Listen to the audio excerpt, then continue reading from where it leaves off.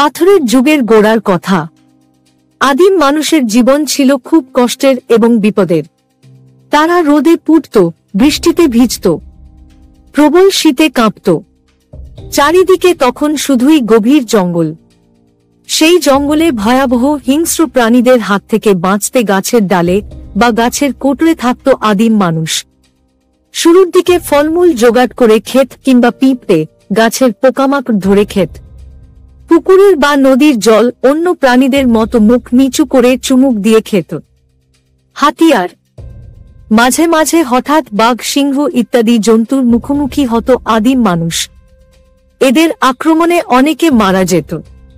আদিম মানুষ প্রাণ বাঁচাবার জন্য প্রথমে হাতের সামনে পড়ে থাকা গাছের ডাল নিয়ে রুখে দাঁড়াত। কখনো চারপাশে পড়ে থাকা বড় পাথরের টুকরো হাতে তুলে নিয়ে ছড়ে মারত। এইভাবে পাথর হয়ে উঠেছিল আদিম মানুষের প্রথম সহায় সম্বল। পাথর ছিল মানুষের প্রথম হাতিয়ার। এই কারণে প্রাগৈতিহাসিক যুগের শুরুর পর্বকে বলে পাথরের যুগ বা প্রস্তর যুগ। কিন্তু ক্রমশ আবহাওয়া খুব ঠান্ডা হয়ে এলো, গাছের ফলমূল কমে এলো, খাবারের খুব অভাব।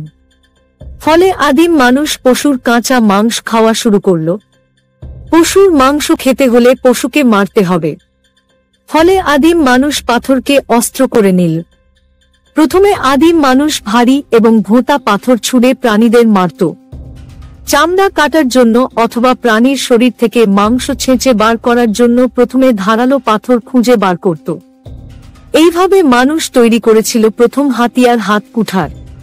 পাথরের যুগকে তিনটি পর্বের ভাগ করা হয়। একেবারে শুরুর পর্বকে বলা হয় পুরাতন প্রস্তর যুগ। এই পর্বে পাথরের হাতিয়ারগুলো ছিল বড় এবং ভোঁতা। মধ্য পাথরের যুগে ক্রমে আদিম মানুষ পাথর ঠুকে ঠিকে কিংবা পাথর ঘষে ঘষে পাথরের অস্ত্রগুলোকে আরো বেশি ধারালো ছুঁচলো করেছিল। পাথরের হাতিয়ার তৈরিতে এই সময় মানুষ বেশ দক্ষ হয়ে উঠেছিল। পাথরের অস্ত্রগুলো হালকা এবং ছোট হয়ে গিয়েছিল। ফলে তার সঙ্গে ডাল অথবা পশুর হাড়কে বেঁধে মানুষ তৈরি করেছিল বর্শা বা হাত কুঠার ইত্যাদি জাতীয় অস্ত্র। এই অস্ত্রগুলোকে ছুঁড়ে প্রাণীদের মারা যেত।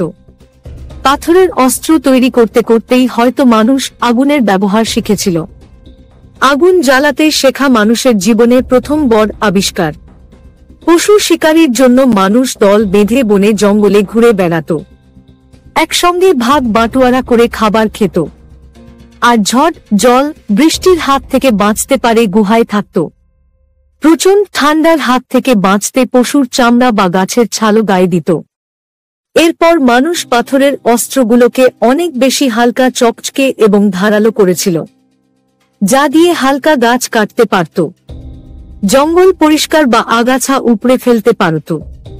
এই সময় মানুষ পাথরের যন্ত্রপাতি তৈরি করেছিল। যেমন কৃষিকাজের জন্য এই সময় পাথরের তৈরি কোদাল, কাস্তে, নিড়ানি খুঁজে পেয়েছেন প্রত্নতাত্ত্বিকেরা। নতুন পাথরের যুগে মানুষ শুধু কৃষিকাজই শেখেনি, পশুপালন থেকে আরম্ভ করে মাটির পাত্র তৈরি, চাকা তৈরি অনেক কিছুই শিখে গিয়েছিল। নতুন পাথরের যুগে মানুষ আর শুধু বনে, জঙ্গলে বা গুহায় থাকত না। কৃষিকাজ ও পশুপালন শেখার ফলে এসে নদীর তীরে চলে এসেছিল। একসঙ্গে দল বেঁধে স্থায়ীভাবে বসবাস করা শুরু করেছিল। এইভাবে পাথরকে কেন্দ্র করে করে গড়ে উঠেছিল মানুষের সমাজ ও সভ্যতা।